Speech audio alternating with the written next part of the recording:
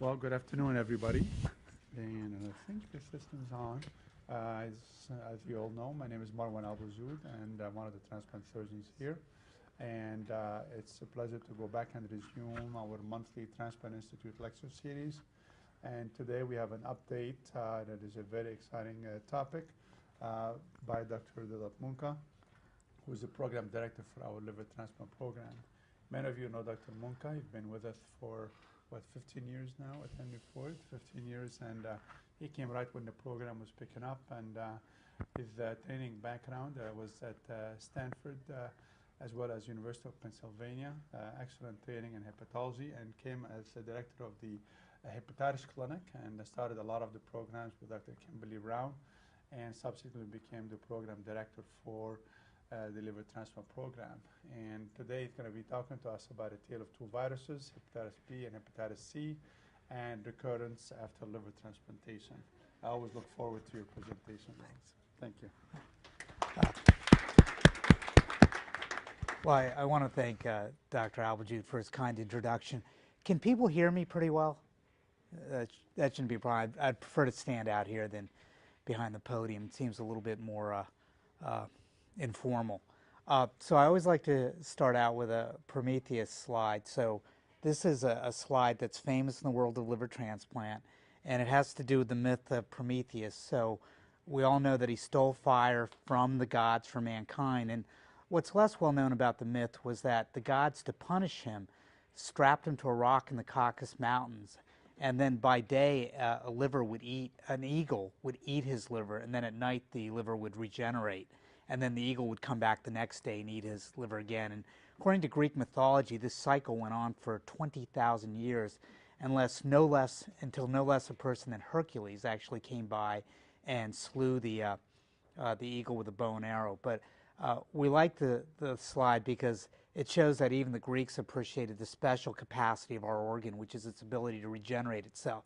Now, that ability to regenerate itself is not infinite, which is why we in liver transplant have jobs, but it is there. There are a bunch of Prometheus paintings and sculptures, and I've got them interspersed throughout the talk, but this is among the most famous. It's Peter Paul Rubens, and it hangs in the Philadelphia Museum of Art. Okay, so what I'm going to talk about is a very specific thing, which is viral hepatitis after liver transplant. And I'm going to talk about doing liver transplants for hepatitis B and hepatitis C, and how that's been a very challenging endeavor over the years. But I'm going to talk about how our treatment has evolved and how we've gotten better at it. So hopefully it'll be an interesting lecture. I could just sort of show you what we're doing now, which is very successful, but I don't think it would be as interesting, and it wouldn't capture the arc of liver transplant over the last 15 years, and it certainly wouldn't capture the level of pain and suffering that I've had to endure for a long time to finally get to the point that we're at now. And I would also give a special shout out to my transplant coordinators who are here, because they've really actually done a lot of this care for the patients. So I call this a tale of two viruses, and we're going to talk about hepatitis B and hepatitis C after liver transplant. Though to talk about it after liver transplant, we have to talk about it a little bit even before transplant. We will be talking, first of all, off-label about some drugs, and I'll try to remember to tell you when we are speaking about drugs off-label, and I'll also tell you that we have some conflicts of interest. Now, most of these conflicts are primarily because we take money to do clinical trials. So I think most of you know that we have a large clinical trials infrastructure, but I rarely, but occasionally do consulting for some of these companies. Okay. Now, if you were a transplant hepatologist or a hepatology fellow in the mid-'80s, this is a biopsy that you would have seen all too often. Okay, this is a patient who got transplanted for hepatitis B. And I think what I would stress more than anything else is this is a really sick liver. So when you look at the hepatocytes, they've got these sort of vacuolations in them. We call them feathery degeneration. This is a look of liver cells that are dying. And what is interesting about this biopsy is you see a lot of bile duct proliferation, but you don't see a lot of inflammation. Believe it or not, there are not a lot of inflammatory cells. So this is the liver of somebody who got a liver transplant for hepatitis B, and this patient really is in the process of dying, and the liver is dying. And we didn't necessarily have a good feeling for why early on. But what we realized is when you look at these liver cells, again, these are all liver cells. There's not a lot of inflammation. But when you look right over here, this is what we call ground glass. So that's a famous saying in pathology and liver disease, ground glass appearance. So what's happening in a transplant patient with hepatitis B is you've removed the immune system because of the immunosuppression, and the immune system is really key in controlling the hepatitis B. So even if you have somebody with advanced liver disease from hepatitis B, you're getting some control with the immune system. But when you remove the immune system, the hepatitis B virus replicates at levels that are just not seen in a non-transplant patient. And there's so much virus that it basically destroys the cellular machinery. The cell just can't live. So we call this cholestatic hepatitis B. And this was something that you would see almost all the time after you did a liver transplant for hepatitis B. And so our solution for this in the mid-'80s was very simple. We just said, we're not going to do transplants for hepatitis B anymore. And we didn't. Okay. And then the French, God bless them. Let me make a couple comments about hepatitis B. So it represents about 1 million people in this country who are infected. And to put in perspective, I'm going to show you a slide later on, it's about 4 million people with hepatitis C. It's about 800,000 with HIV. So the numbers are sort of more comparable with HIV. The prevalence of hepatitis B in your community is going to be a function of how diverse your community is, and it's going to be a function of whether you have a lot of people who come from parts of the world where hepatitis B is endemic. Americans get hepatitis B, and in this country it's a sexually transmitted disease, but primarily you see it in immigrants because in parts of the world where it's endemic, it's spread by vertical transmission from the mother to the baby at the time of birth. Okay. There were about 58,000 new cases in 2011. Though, again, some of these represent immigrants. It can lead to cirrhosis in about 15% of cases, and then we'll see liver cancer in another 10%. But the point I'll make with hepatitis B is the same that I'll make with hepatitis C, which is that the majority of people who are infected with the virus actually do well.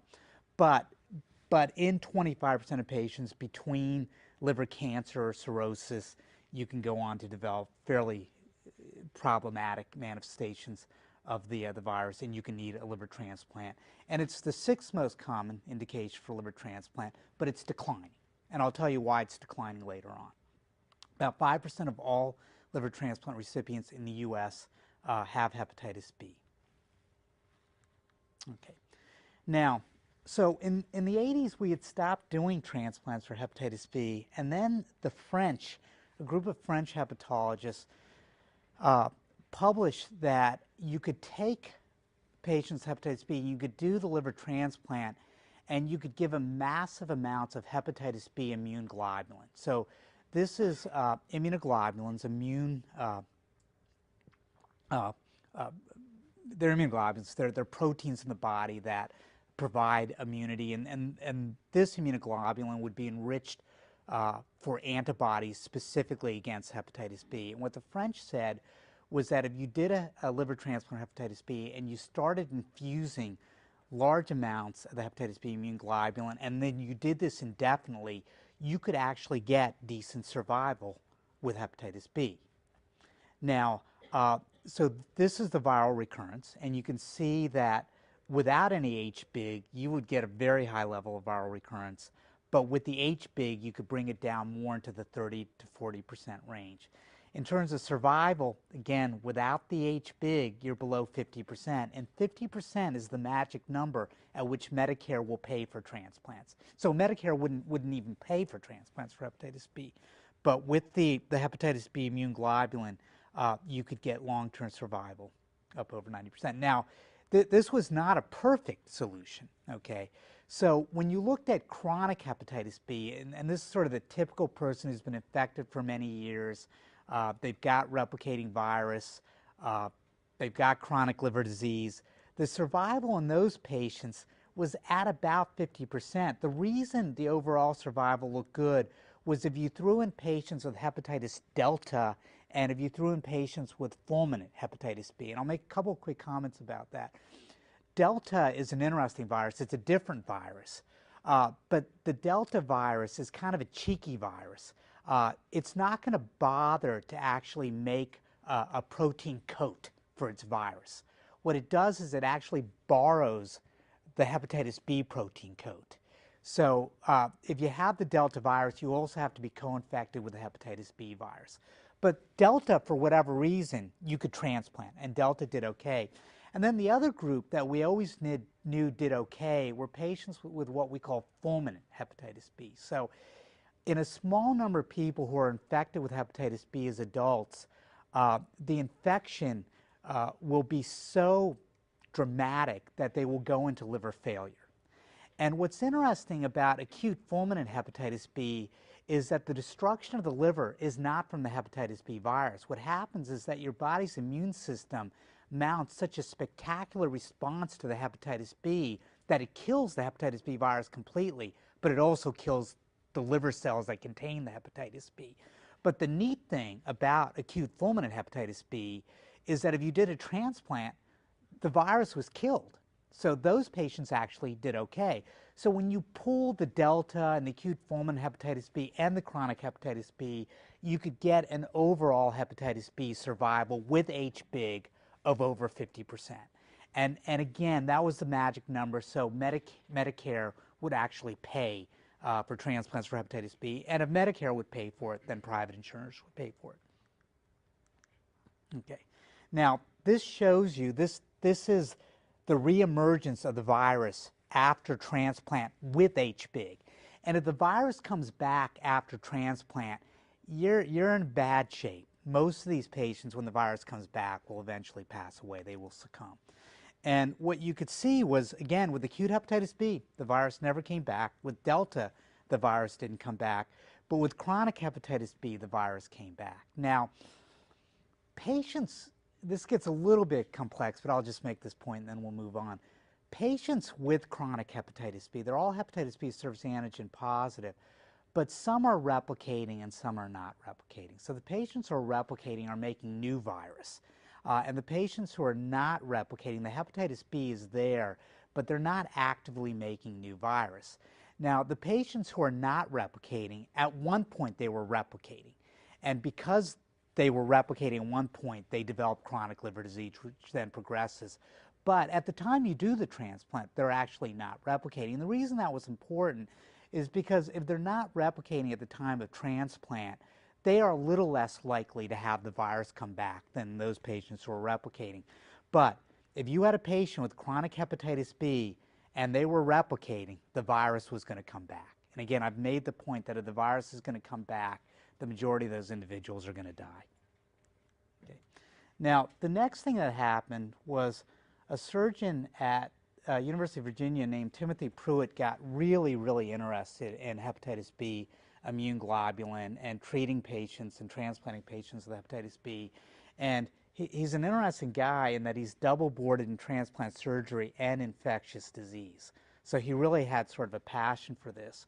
And what he did was he managed these patients extremely carefully. So when they gave the HBIG, which includes hepatitis B surface antibody, he would measure the titers very carefully. When the titers started to dip, he would infuse more HBIG. So he really provided just sort of an exquisite level of care to these patients.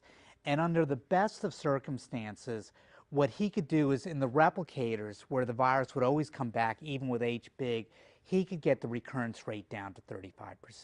So this represented the best that we could do with hepatitis B. But the problem with this is that most of us could not take the time and effort to do what he did. But even if you did, 35% of patients with chronic hepatitis B, the virus would come back. In addition, the HBIG costs $50,000 a year. Okay. Now, when I got to Henry Ford, we sort of had made the decision that we weren't going to do this at all. So if patients needed a transplant for hepatitis B, this was the one time we would we would send them over to the University of Michigan. But one of our referring doctors, Milt Muchnick, God bless him, was head of gastroenterology at Detroit Medical Center. And as part of his career, he was asked to leave the University of Michigan. So that's a great thing because he sent all of his patients to us. And one day he sent a personal friend, a hospital administrator at Detroit Medical Center, over who needed a transplant for hepatitis B. And we were getting ready to send him over to the University of Michigan. And I got a call from Milt Muchnick saying, "You are not sending the guy over to the University of Michigan." So we got into the business of giving H-Big. But it costs $50,000 a year. And my coordinators can tell you it's a little bit of time and effort to administer the drug. Well, it now is titrated to, you give the H-Big, which contains the hepatitis B surface antibody, which is protective, and then you just sort of, you wait until the levels get below a certain point. So it varies by patient, but in the chronic situation, typically every 3 months. And we give it IM. But I'm going to tell you in a few minutes that we're not giving it very much anymore. Okay. So the next thing that happened with hepatitis B is that we started to develop the oral antivirals. Okay, so these are pills that are very effective suppressors of the hepatitis B virus, and the first one was lamivudine, and they interfere with the hepatitis B DNA polymerase. Okay. Now, the hepatitis B DNA polymerase is very similar to the AIDS virus reverse transcriptase, the HIV virus.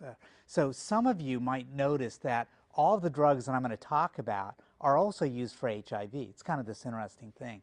So lamivudine was originally a big drug for HIV, but we found out that it actually worked pretty well for hepatitis B.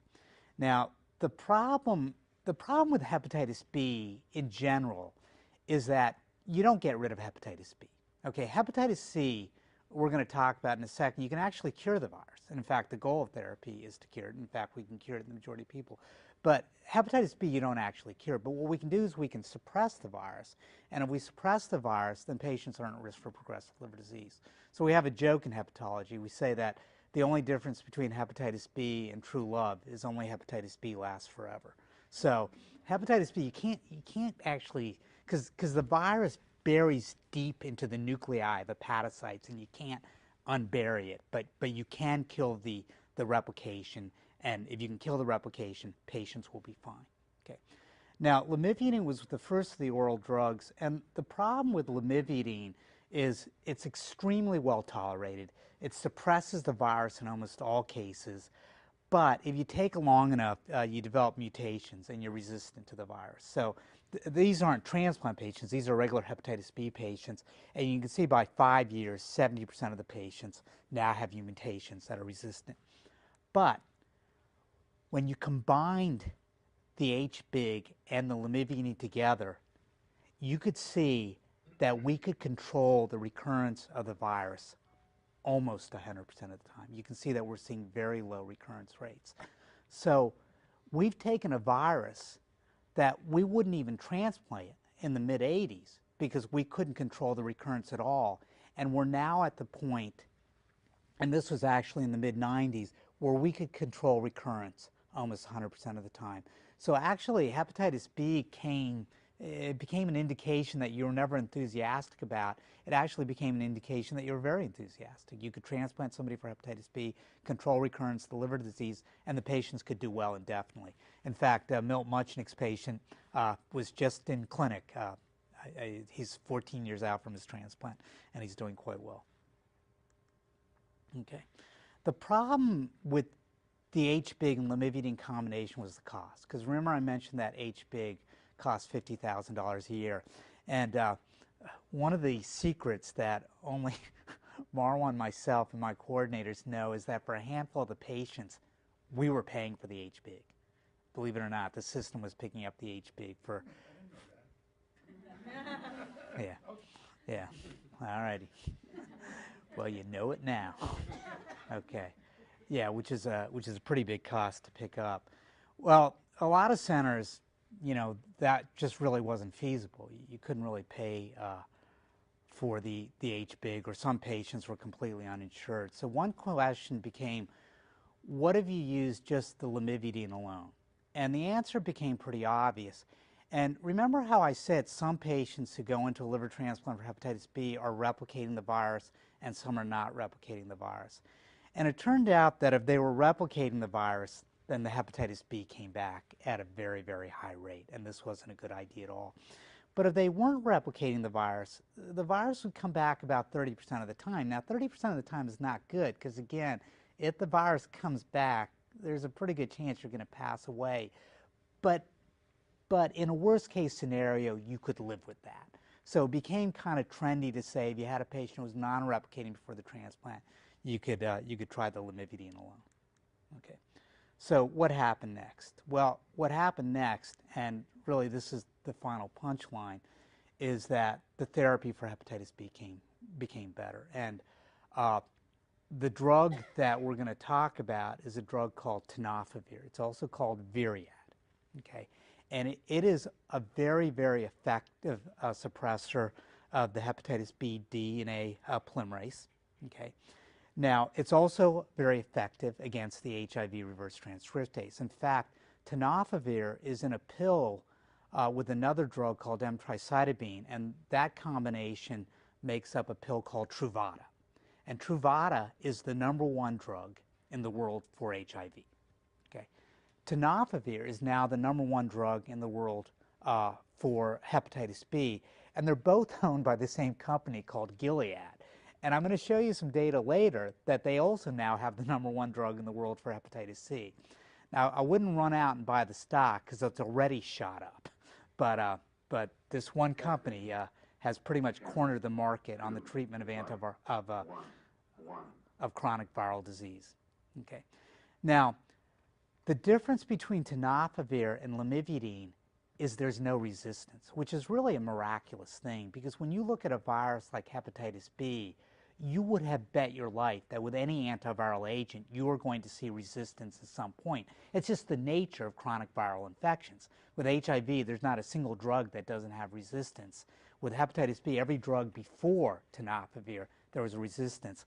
But we now have 7 to 8 years of experience using tenofovir, and there hasn't been a single viral isolate anywhere in the world that's resistant to tenofovir. And in fact, if anybody has an isolate that they think is resistant to tenofovir, Gilead would be very interested because they would be very interested in studying that virus because right now they don't have a virus that's resistant to tenofovir. It does have a little bit of nephrotoxicity, and because transplant patients can often have pretty beat up kidneys, that's a bit of a concern. Okay. So this is a study, this is in non-transplant patients who've been given with chronic hepatitis B, who've been given tenofovir for 5 years. And you can see that at the end of the 5 years, patients on treatment, almost 100% of them have full suppression of the virus. Okay. So we said, well, if this drug is so good, maybe we can take the patients who've been on HBIG and lamivudine for a year, and maybe we can randomize them to either staying on HBIG or just going on tenofovir. Now, our fear of hepatitis B is so great that we weren't comfortable using tenofovir alone. We wanted to use tenofovir with lamivudine. Now, remember I mentioned there's that drug Truvada that has tenofovir with emtricitabine? Well, it turns out emtricitabine is almost exactly the same as lamivudine. So we actually used Truvada, or the HIV drug, in the patients with hepatitis B. And what we found is that in about 10 to 20% of patients, the hepatitis B surface antigen will come back, but the DNA never comes back. All right? So as long as the DNA doesn't come back, the patients are fine. All right.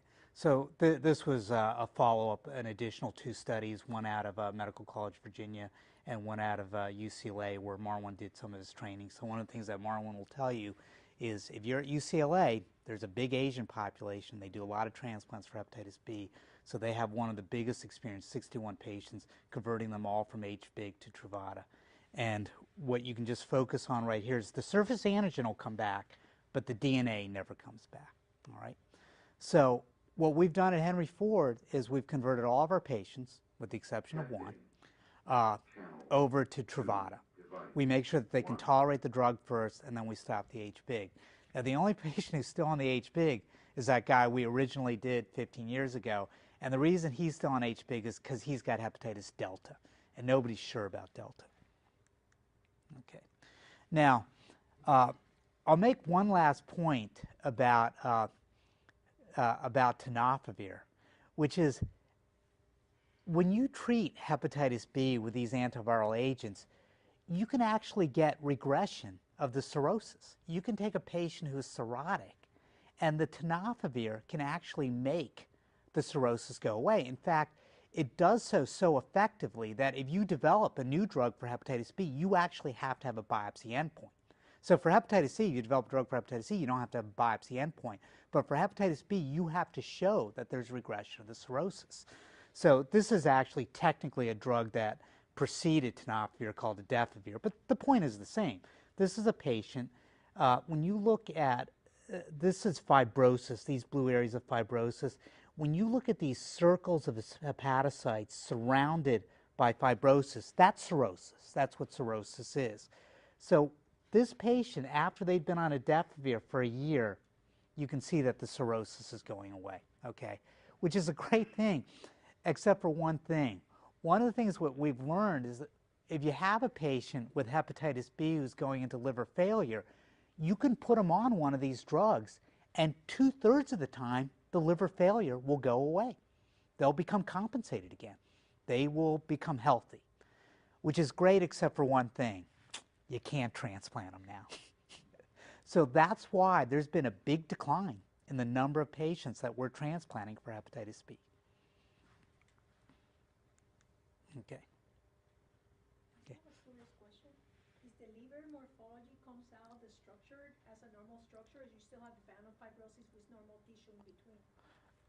When you put one of the patients on these oral agents and you get regression of the cirrhosis, the fibrosis and the bands dissipate. They dissipate.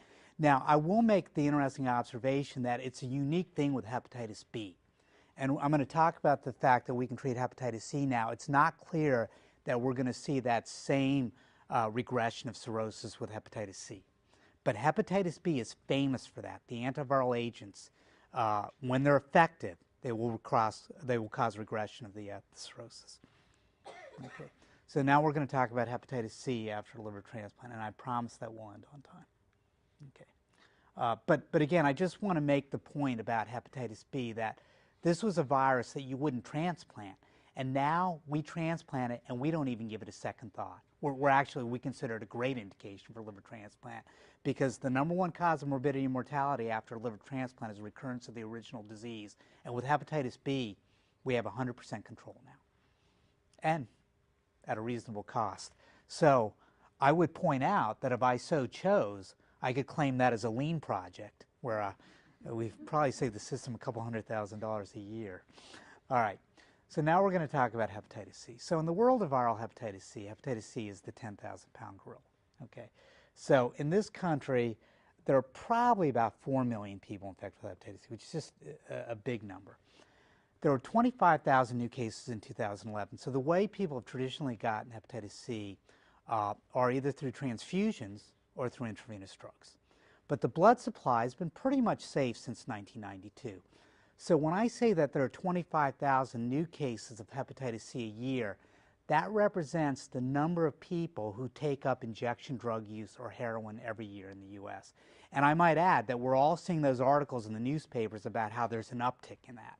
So that means that there's going to be more hepatitis C because 90% of people who use intravenous drugs, they use them long enough, will contract hepatitis C.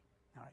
Now, the first thing that's interesting is only 5% of patients with hepatitis C will die from liver disease, which has become a sort of an area of interest now that the treatments have become extremely expensive. It's something we lose sight of. But when you're starting out with a denominator of 4 million, that's still going to be a lot of deaths. So there are about 10 to 12,000 deaths annually. And just to put in perspective, we have about 6,500 livers that we can use for liver transplant in the U.S. So that number alone exceeds our ability to provide transplants to each of these individuals. And it is the leading indication for liver transplant in the U.S. and in Europe. I have a question. Please. How often is a Okay, that's a great question. We feel that about 10% of cases of hepatitis C in the U.S. are from sexual transmission. Okay, and what we say is that the risk of sexual transmission with any given encounter is about 1 in 1,000. The other thing that we know is that the people who are at most at risk of either transmitting the virus or contracting the virus are people with multiple sex partners. So the thinking there is that those individuals are most at risk for other sexually transmitted diseases, and that those diseases and the sexual sores or chancres provide a weakness in the immune barrier by which the virus can transmit. So there are people without question who are going to get it through sexual transmission. The big question, I think, that comes is usually the spouse advice, right? Okay. All right. Now, that's a separate question. Now, in a long-term monogamous relationship, we feel that the risk of transmission is extremely low. So most of the American guidelines recommend that the spouse be tested once. We expect the spouse to be negative. And then our formal recommendation is that those two individuals not change their sex habits. So whatever they've been doing, we say just keep doing. But just to put in perspective for you, the European liver guidelines, they don't recommend testing the spouse because the risk of transmission in a long-term monogamous relationship is so low. Okay. Now, I'm not sure if we should be proud of this, ashamed of this, but this just shows you that the mortality in the U.S. now from hepatitis C exceeds the mortality from HIV. Okay, and some of this is a tribute to the fact that the mortality for HIV has declined, but hepatitis C is this sort of burgeoning problem. Now, one of the things that's interesting about hepatitis C, it's about 25,000 new cases, but in the 60s and early 70s, there were 200,000 new cases a year. Number one, the blood supply was not safe, and number two, intravenous drug use was much more common in that period of time. And it takes about 20 to 40 years for the virus to damage the liver. So those individuals who contracted the virus now, they are now presenting with end-stage liver disease, they're presenting with liver cancer.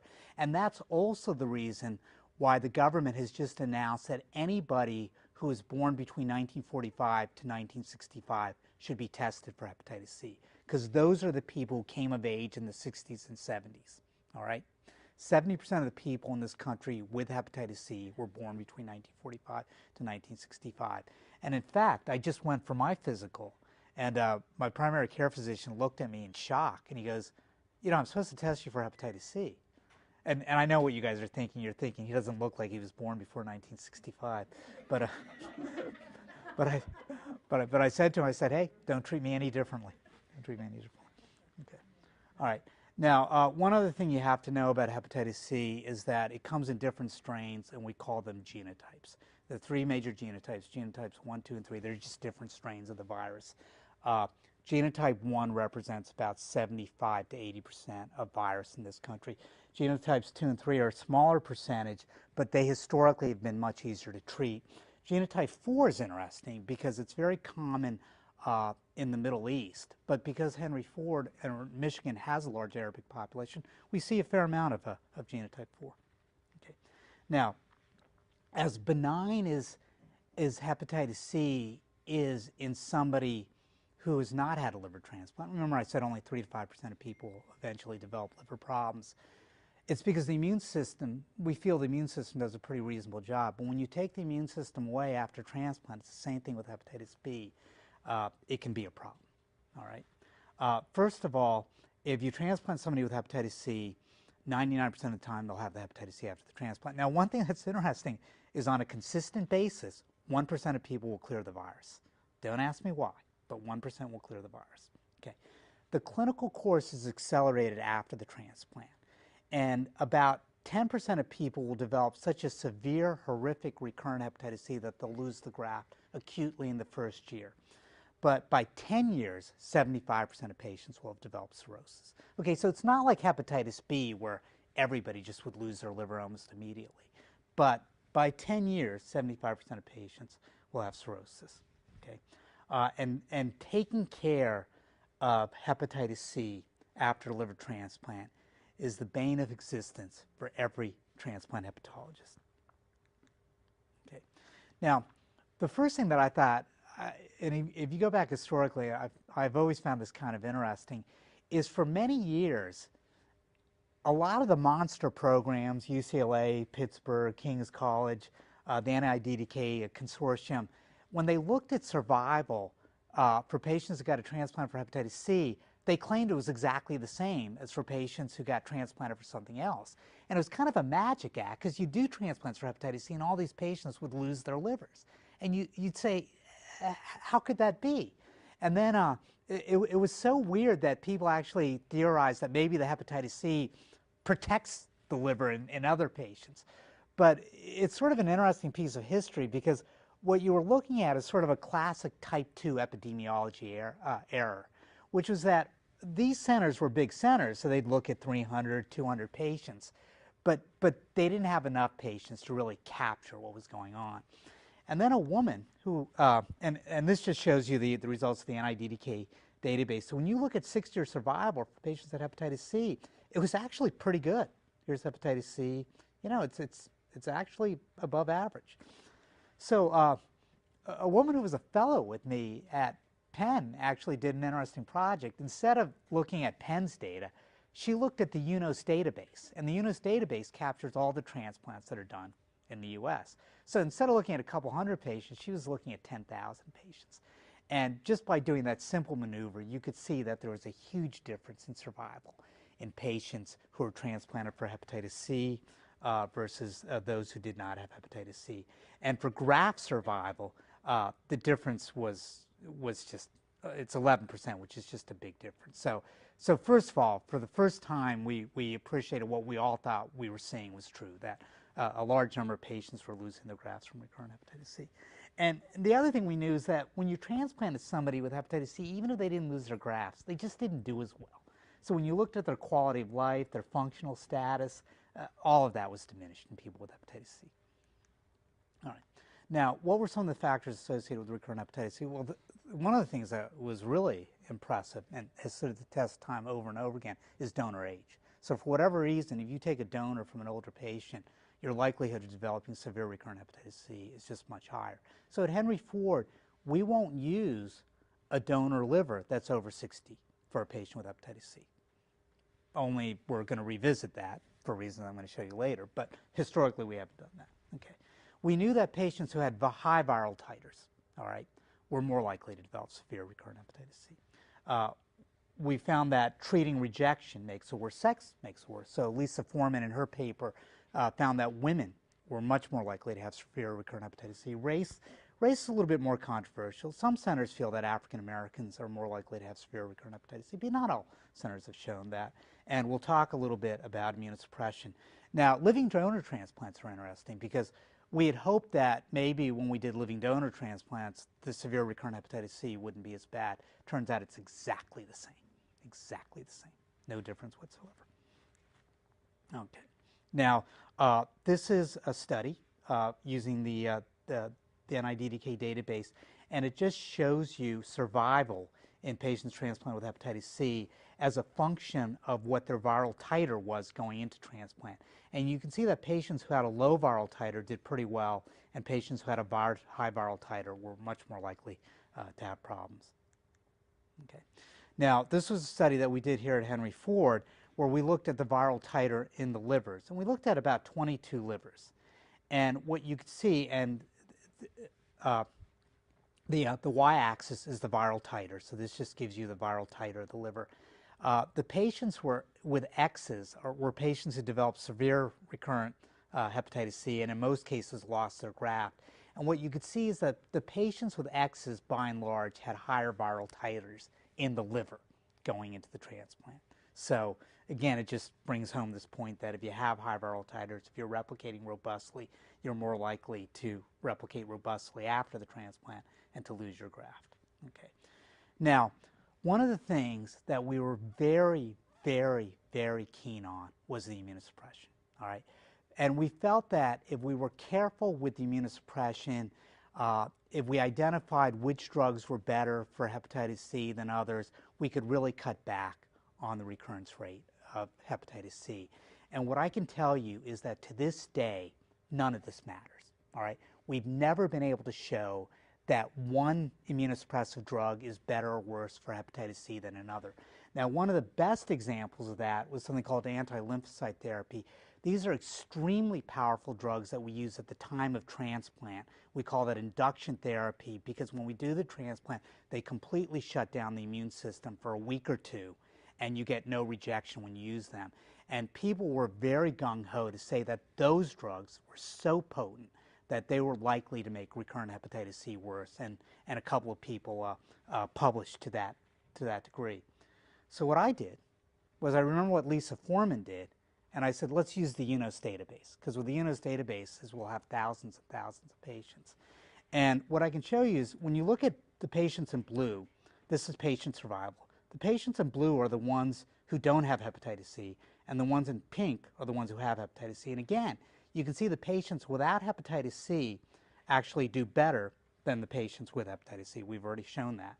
But when you look at the patients who got induction therapy in the solid lines, their patient survival is actually better than the patients who didn't get induction. Okay? And the reason for this is because induction is better for renal function, but that's a separate point.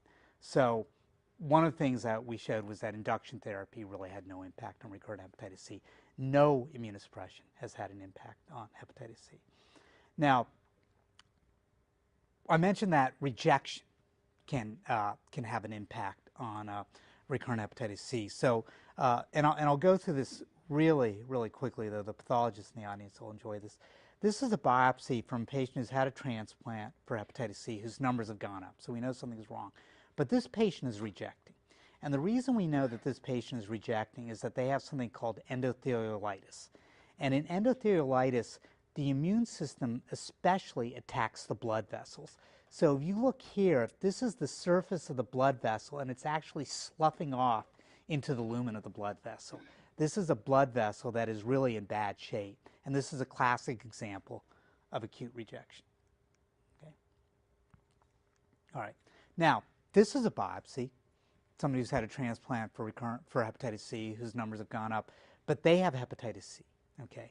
And what you can see here is you get a dense lymphocytic infiltrate, but the blood vessels are just fine. Okay. And again, you don't see much inflammatory infiltrate, but what you can see is that these liver cells, you see how they're getting vacuolated? Again, they are not doing well. But the problem that we run into is that a lot of times you had recurrent hepatitis C and rejection superimposed. So here's a patient, they've got the endotheliolitis, all right? But at the same time, they've got these horrible looking hepatocytes, and they've got other signs of recurrent hepatitis C.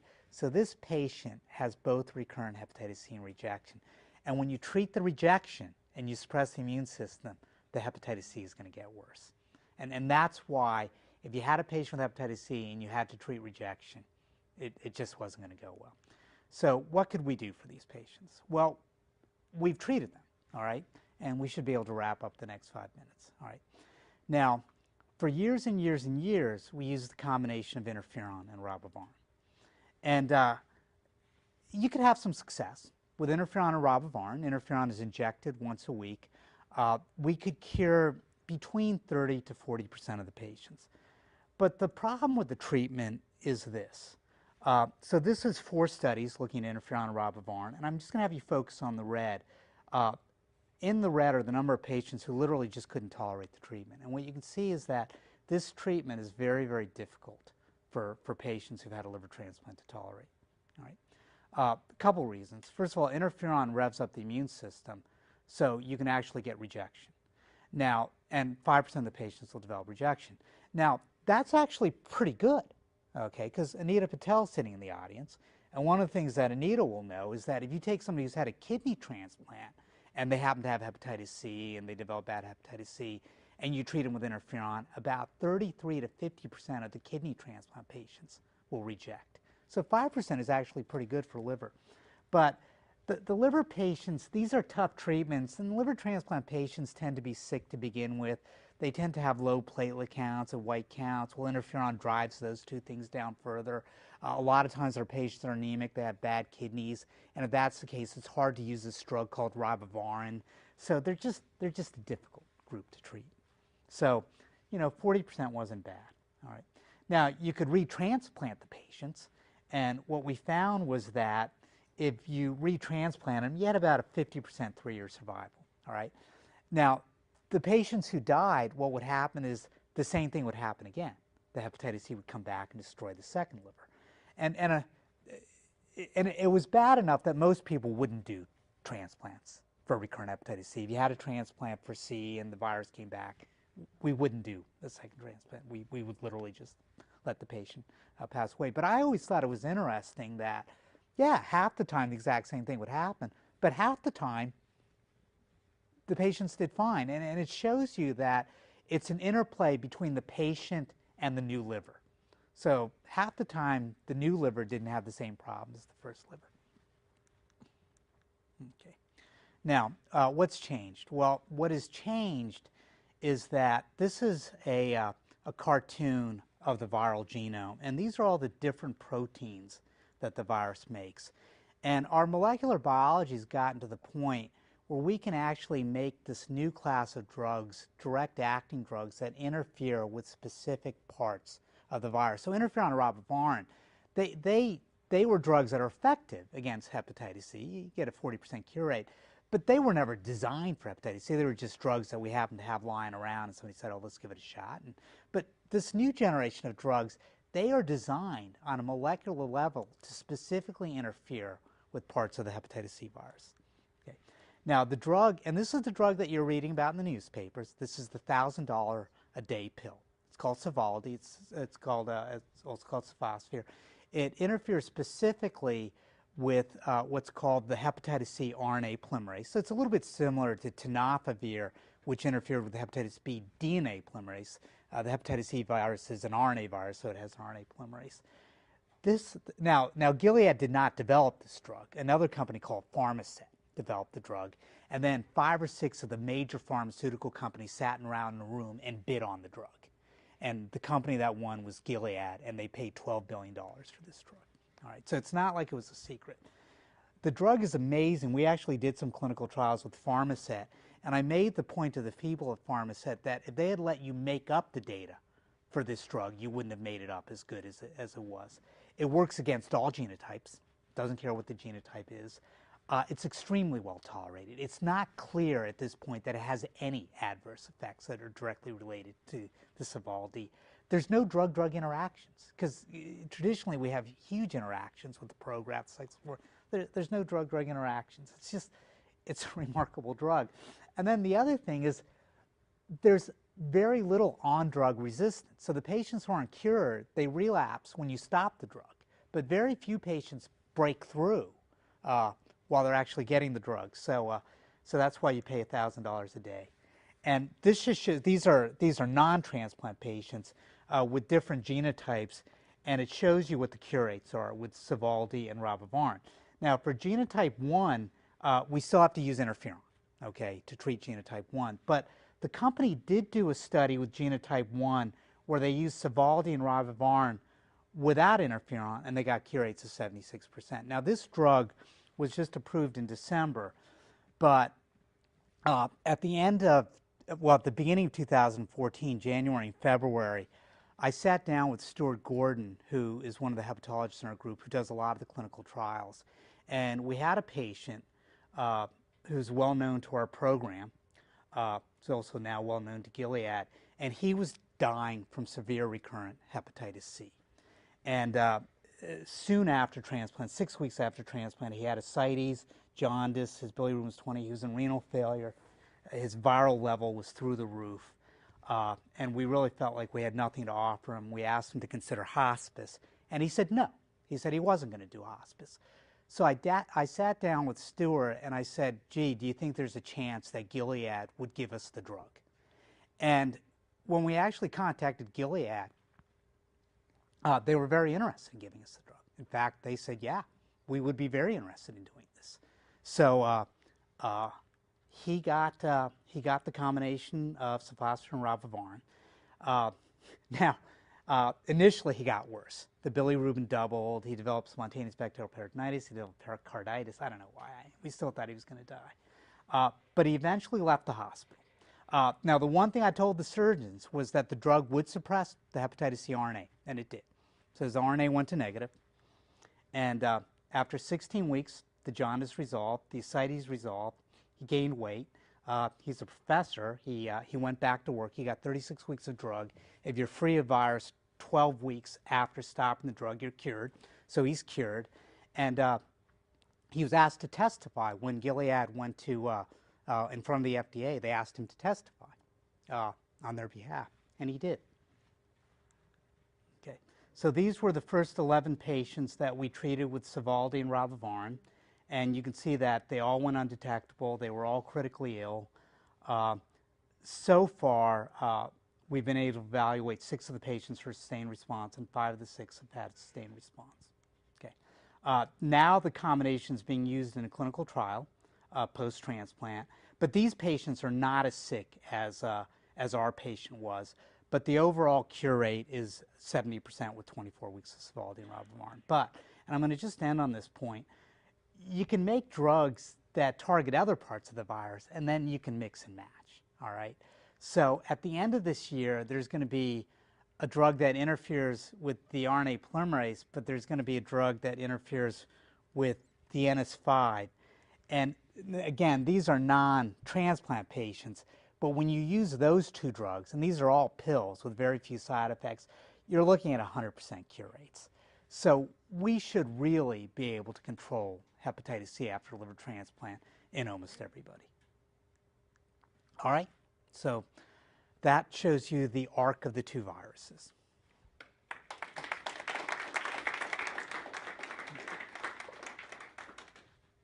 And be happy to take any questions.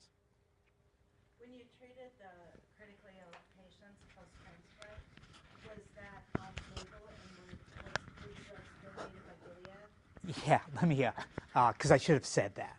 In fact, even now, it's off-label because they don't have an indication post-transplant, though it is widely done and insurance companies will pay for it. That was the first patient, you know, they provided the drug for free, and it was what we call a compassionate plea program. Data was collected. I think technically there was a protocol, but as a general rule, it was a compassionate plea. And the drug was provided for free. And you mentioned the different subtypes of hepatitis C. So having a second subtype doesn't change at all? Yeah. Or yeah. adding another different one adds to the So there are patients that are infected with more than one genotype. Now it's usually not genotype 1 and genotype 2. It'll usually be different subtypes of genotype 1, so like 1A and 1B. And historically, we felt that those patients are a little bit harder to treat than patients who, we call it like quasi-species, and historically we felt that those patients are a little bit harder to treat. But with the new antivirals, those patients respond really beautifully too. Please. That's amazing, and I have to say it's great to see the improvement. So if you're approached by a hepatitis C patient with end-stage liver disease and you start treatment, do you expect to see some regression of the disease? Yeah. Will they still be listed for transplant? Yeah. So I made the very succinct point that if you have a patient with hepatitis B who comes to you and they're making ascites, they've got a bilirubin of 5, maybe some mild encephalopathy, and you put that patient on tenofovir, there's a 2/3 chance that they'll become compensated. Nobody knows the answer yet to that with hepatitis C, but we'll know the answer within 6 months because those trials are ongoing now. Now, they're hard trials to control. It's hard to have a control population with those trials, but what I can tell you is it appears that we can give these drugs safely to those patients, which is the first thing. And then, we'll go through the process of collecting the data to see if there's improvement in the manifestations of end-stage liver disease. But that's the question that's on everybody's mind. Are those drugs given for life, or you can suspend them? No, the treatment duration depends upon the setting. So most of the treatment durations in non-transplant patients are 12 weeks. though Gilead has a combination that they feel is so effective that they can get cure rates over 95% with 8 weeks. Post-transplant, my guess is that the best combination of Sovaldi and ribavirin is going to be 36 weeks. But when you start to combine it with some of these other potent drugs, the treatment duration may come down. But the treatment duration is longer in transplant patients. And how long have you been able to follow those patients that have been discontinued treatment because they have no trace of the virus? 20 years, you're talking 10 years, less than that? Okay, all right, so that's a really good question. So hepatitis C, and I really should have stressed this, that's a virus we feel that we cure. We feel that we cure that. Interferon and ribavirin had a cure rate of about 40%. In those patients, we followed them for 10 years, 15 years, 20 years. They look like they're legitimately cured. We technically use the word sustained response because that's what the FDA wants us to use. But anytime you hear the term sustained response, you can just substitute the word cure. Okay. Now, with Sovaldi, the drugs are potent enough that we feel if you're free of virus 12 weeks after you stop drug, that usually means you're cured. There's about a 1% relapse rate between week 12 and week 24. But if you're free of virus 24 weeks after stopping treatment, we essentially feel that you're cured. The only thing is I can't tell you with Sovaldi 10 years because we've only had the drug for 2 years. But prior treatments that weren't as potent, if you were free of virus 24 weeks after stopping treatment, you were pretty much cured. Any postulates on why tenofovir, in the presence of tenofovir, the cirrhosis regressed? There was a hepatocyte growth. Is there any growth factor, hepatocyte growth factor, effect with tenofovir? Well, it's true of all the hepatitis B antivirals. So lamivudine, if you didn't develop a resistant virus, which happens about 30% of the time, you'd get the same regression. The advantage to tenofovir is just that you don't get resistance, so almost all the patients get regression cirrhosis. I don't know the mechanism, but I've always made it clear that if I were a fibrosis guy, and believe me, there are guys, there's a big cabal of these guys who study hepatic fibrosis, and it's a good place to get funding. I've always made it clear that I would study the difference between hepatitis B and hepatitis C, because with B you get regression of the fibrosis, with C it's not clear that you do. So what it is about the two viruses, there's something going on. Okay. Thank you very much.